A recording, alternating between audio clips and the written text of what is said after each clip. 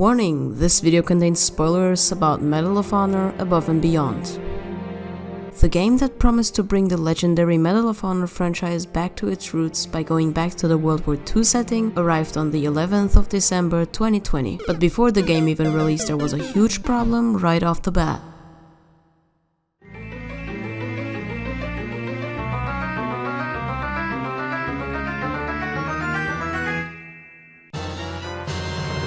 It was virtual reality. Many people didn't have VR because it was still called a gimmick and had only like 3 games worth playing. But after Half-Life Alyx's success and how immersive and polished it was, people saw past that.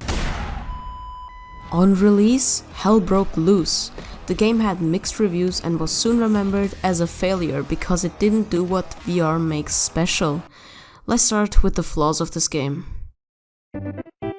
It was a full-priced VR game, so people had to pay hundreds of dollars for a headset first, then had to pay full $60 for the game itself. No VR game, including Half-Life Alyx, was $60, and it's a ridiculous price to ask for this game. They went down to $40 with the Quest release, but it was too late already, and it was still way too much to ask for. If you made it past the price, now you are greeted with the requirement of 340 gigabytes of free space. What? Not even your average Warzone has this much. The audacity for this game to eat 340 gigabytes of free space is insane. This was later patched to now require 180 gigabytes, which is still like 4 times Half-Life Alyx does, is not an acceptable size.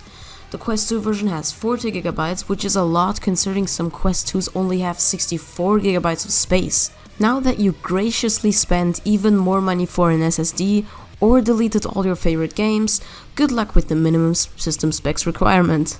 An RTX 2080 and i7 9700K. And let me remind you that these are the minimum requirements.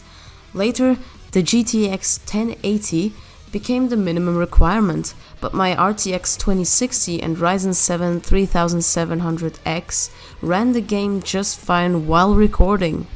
Let me remind you that this game came out 2 months after the Nvidia 30 series GPUs came out, so most people didn't have the 30 series because of it being sold out.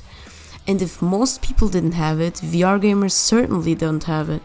If you sold your kidney and finally start playing this garbage, you will notice that you are stuck in cutscenes and can't move around freely while these nonsense characters talk, and making you stuck in place in VR is really not good game design, but it happens in this game a lot. The physics and collisions feel straight up from a 2016 VR game. Even like Half-Life, the first one has better physics. What the hell? If you reload when you ran dry, everything feels fine.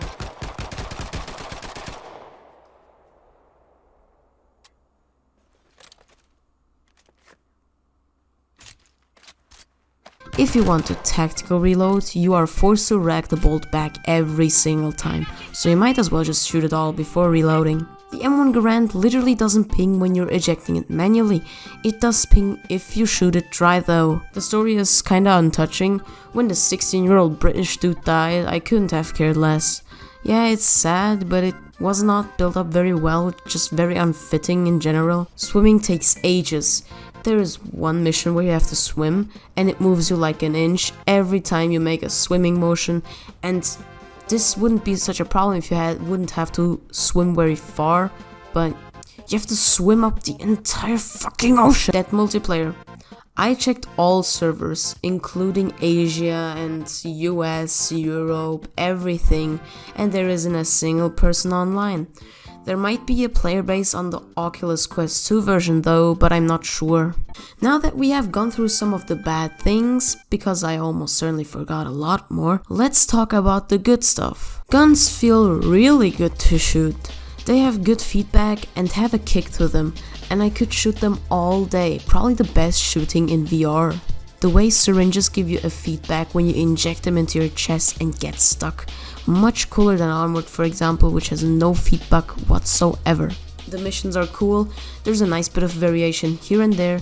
You're blowing up generators, planting explosives, positioning your allies for ambushes, being a spy in the enemy's ship, and having to silently take down your enemies, or even skiing while taking down enemies. There's so much cool stuff. The graphics are pretty neat, if only I could play on higher settings, but sorry for not stealing NASA's computer. Multiplayer has a nice variation of game modes, but that's kinda useless if there is no players and you have to play with bots. The game has an absolutely stunning documentary in form of a gallery mode where World War II veterans tell their story and stuff. It's really interesting to watch, and it won an Oscar. You can experience the chaos of D-Day. Running in Omaha Beach is the coolest thing ever in VR and is definitely an experience you need to, well, experience. A working typewriter.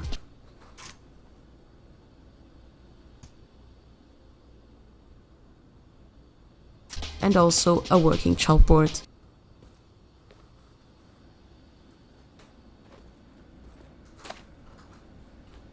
And that is sadly about it. The game is not a bad VR game, just overpriced and requires too much. And it also doesn't immerse you like Half-Life Alyx does. It's trying to be more of an arcadey experience rather than an immersive realistic game, which made us VR gamers pretty disappointed. Subscribe, since it's the biggest motivation for me you could ever give, and maybe drop a like so that YouTube recommends this to more people. Love you all.